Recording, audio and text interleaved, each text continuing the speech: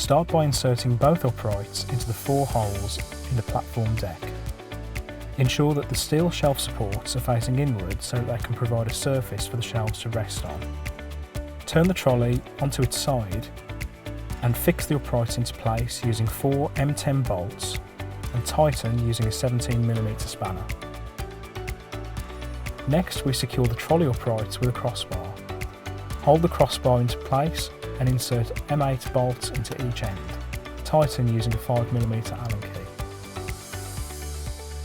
Next, attach the ergonomic handle to the upright using the pre-drilled holes. These can be found in the middle of the upright tube. Remember to fit the ergo handle on the same side as the 2 swivel brake casters. Fix in place using the M6 bolts and a 4mm Allen key.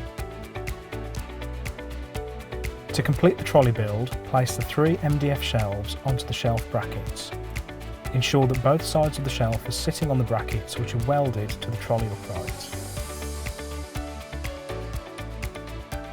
Assembly videos for all of the trolley configurations can be found using the QR code printed on the assembly instructions.